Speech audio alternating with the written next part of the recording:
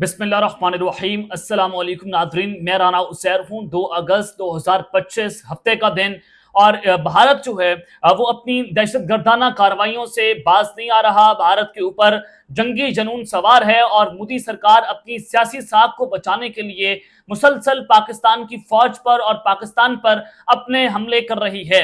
आज एक बहुत बड़ी खबर आई है कि जंग दोबारा से छिड़ चुकी है। भारत बाज नहीं आया और भारत का पाक फौज पर अब तक का सबसे खुफिया और खतरनाक तरीन हमला उन्होंने कर दिया है, जिसने इस वक्त यकीन करें कि हमारा दिल छलनी करके रख दिया है। लेकिन वहीं पर जो गयूर पठान अवाम है वो आज सरों पर कफन बांधकर बाहर निकल आई है और उन्होंने जंग में कदम रख दिया है। वो पाक फौज के साथ उन्होंने खड़े होने का ऐलान कर दिया है। ये मामला किस जानिब जा रहे हैं और पाकिस्तान ने जो जवाबी कार्रवाई की है उसने भारत के ऊपर इस वक्त कहर नाजिल कर दिया है।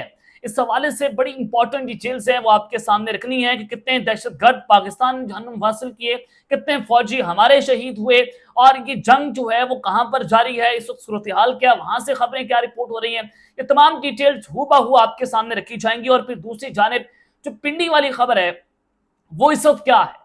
पिंडी वाली खबर से मुराद पाकिस्तान का जो सियासी मंजरनामा है वो अचानक से तब्दील होता हुआ दिखाई दे रहा है और एक ऐसी खबर आ रही है जिसने इस वक्त यकीन करे सियासी पिलर जो हैं वो हिलाकर रखती हैं। उस हवाले से भी आपको एक बड़ी अहम खबर जो है ब्रेक करनी है।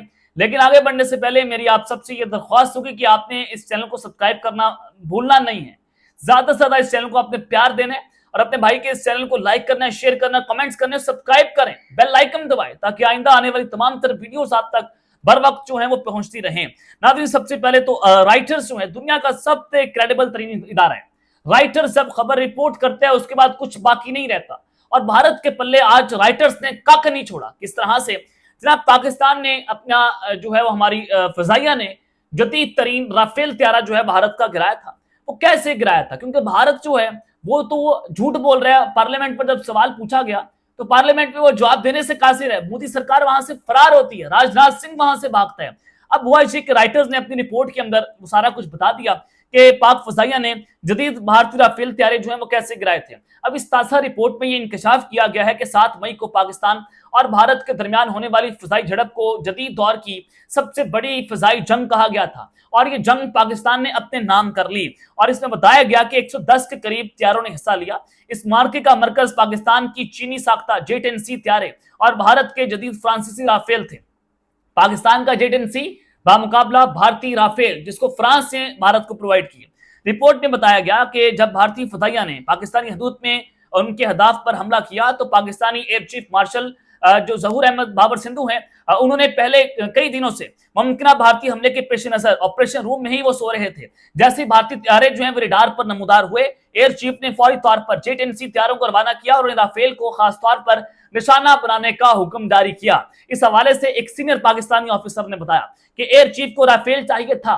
पाकिस्तान J-10C त्यारे PL-50 मिसाइल से लेस थे जो चीन का तैयार करदा एक जदीद तरीन long range air to air missile है। भारत के पायलट्स को यकीन था कि वो पाकिस्तान की मिसाइल रेंज जो 150 किलोमीटर है वो उससे बाहर है, मगर असल में वो तकरीबन मिसाइल जो है वो 200 किलोमीटर दूर तक जाके वो फायर किया गया और एक राफेल त्यारे को निशाना बनाने में पाकिस्तान जो है वो कामयाब रहा कि चकमा दिया गया। क्योंकि भारत समझ रहा था कि पाकिस्तान की जो मिसाइल रेंज है वो 150 किलोमीटर है, वो उससे उस मिसाइल रेंज से पीछे खड़ा होता। लेकिन जब पाकिस्तान ने वो मिसाइल फायर किया वो 200 किलोमीटर से दूर जाकर गिरा, जिसने भारत के पिलर हिला कर रख दिए। अब राइटर्स ने अमेरिकी हुकाम के हवाले से तस्दीक की है कि एक राफेल वाकईतन गिरा है, जिसके बाद फ्रांसीसी कंपनी दासूट के जो उनकी हिस्से की कीमत है उसमें कमी भी देखी गई है। इंडोनेशिया जो राफेल खरीदने वाला था वो एक मुमकिन मुल्क था, अब चीनी J-10C खरीदने पर वो गौर कर रहा है। पाकिस्तान ने एक मजबूत जो चीन सिस्टम इस्तेमाल किया जिसमें फजाई, जमीनी और सेटेलाइट जराये से हासिल करदा मालूमात को एक नेटवर्क में जोड़कर मुकम्मल सूरत हाल पर उन्होंने कंट्रोल हासिल किया। तो लिहाजा पाकिस्तान जो है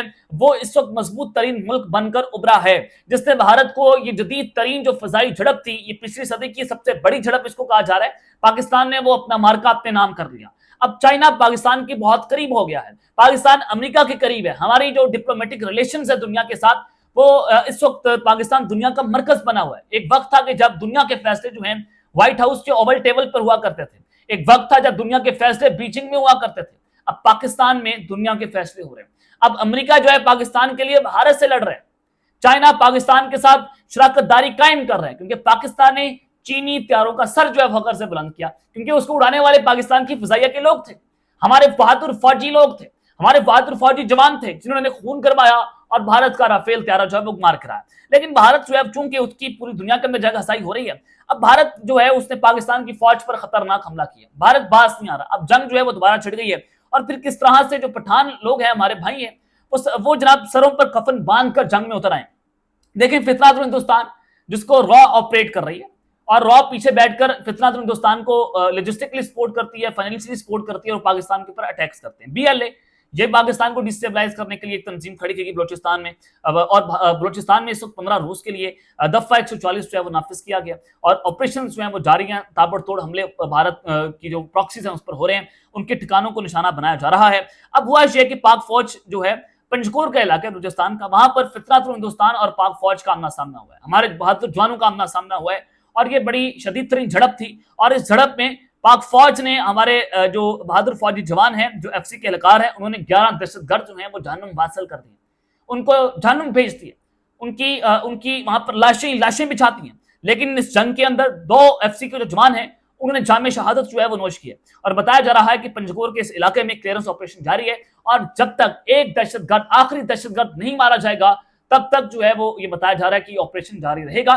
اب پاکستان کی فوج نے فل فلیج آپریشن جو ہے وہ لانچ کر دیا ہے ان دہشت گردوں کے خلاف، چاہے وہ فتنہ الخوارج ہوں جن کو بھارت ٹی ٹی پی، فتنہ ہندوستان، بی ایل اے، ان سب کے پیچھے بھارت اور اسرائیلی لابی ہیں جو کام کر رہی ہیں۔ اب یہ جو آپریشن ہو رہا ہے کوئی عام آپریشن نہیں ہے جناب، یا عام آپریشن نہیں ہے، میں آپ کو بتا رہا ہوں، اس کو آپ کوئی آسان نہ سمجھے کہ یہ روزمرہ کے آپریشنز ہیں، یہ روزمرہ کے آپریشنز نہیں ہیں۔ اگر جو میرے پاس انفارمیشن ہے اگر آپ کو بتا دوں کہ آپ کے کان لال ہو جائیں گے، آپ کے کان کھڑے ہو جائیں گے کہ کس لیول پر جا کر یہ آپریشن ہو رہا ہے اور ہم کس کس کے خلاف لڑ رہے ہیں، یہ آپ کو میں بتاؤں گا آئندہ آنے والے ویلاگز کے اندر، بتاؤں گا، ضرور بتاؤں گا آپ کو۔ یہ بات نہیں ہے کہ آپ کو نہیں بتایا جائے گا، قوم کو اعتماد میں لیا جائے گا، لیکن بات یہ ہے کہ یہ جو آپریشنز ہو رہے ہیں جس پر شاید زیادہ میڈیا اس کو ہائی لائٹ نہیں کر رہا، تو شاید اس کو کرنا بھی نہیں چاہیے، لیکن میں اپنی فوج کے لیے اس وجہ سے بول رہا ہوں کہ اس وقت پوری دنیا ہماری جو انٹرنیشنل اسٹیبلشمنٹ ہے اس کا سارا مرکز جو ہے وہ جناب پاکستان کی فوج ہے، کیونکہ اس وقت پاکستان مضبوط ترین ملک بن گیا دفاعی لحاظ سے بھی، اور دنیا میں ہمارے جو ڈپلومیٹک ریلیشنز ہیں وہ کس قدر لیول پر جا گئے۔ یہ ساری وجوہات کی وجہ سے بھارت پاکستان کے اوپر اٹیک کرنے کی سازشیں کر رہا ہے، اور یہ فل فلیج وار کی طرف بھارت جائے گا، یہ بھی آپ کو میں بتا رہا ہوں، لیکن پاکستان اس کے لیے تیار بیٹھا ہوا ہے۔ اب پاکستان نے ان پر قہر ڈھایا، حملے ہو رہے ہیں، لیکن پاکستان نے بھی جو ہے وہ قہر ڈھایا۔ اب ذرا ایک اور خبر سن لیں کہ آج پٹھان جو ہیں وہ کس طرح سے سروں پر کفن باندھ کر باہر آ گئے ہیں۔ جناب شمالی وزیرستان کے جو مشیران ہیں، جو مائدین ہیں، انہوں نے قیام امن کے لیے، فتنۃ الخوارج جو ہیں ان کے خاتمے کے لیے پاک فوج کا ساتھ دینے کا اعلان کر دیا۔ آج جرگہ ہوا شمالی وزیرستان کے علاقے میران شاہ میں، وہاں پر پاک فوج کے تعاون سے اہم قبائلی جرگے کا انعقاد ہوا، جس میں قبائلی مشران اور عمائدین نے شرکت کی۔ وہاں کے جنرل آفیسر جو کمانڈنگ ہے میجر جنرل محمد عادل افتخار صاحب جو ہیں وہ وہاں پر بطور مہمان خصوصی جرگے میں پیش ہوئے، اور انہوں نے قبائلی عوام کی قربانیوں کو خراج تحسین پیش کرتے ہوئے کہا کہ علاقے میں مکمل امن کے لیے قبائلی مشران کا کردار کلیدی ہے۔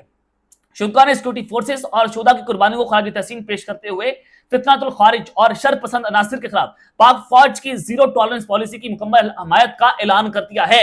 یہ ایک بہت بڑی جیت ہے کہ جناب جو شمالی وزیرستان کے جرگہ وہاں پر ہوا، جو وہاں کے لوگ ہیں، جو وہاں کے جو ہیں وہ قبائلی علاقے لوگ ہیں، انہوں نے پاک فوج کے ساتھ کھڑا ہونے کا اعلان کیا۔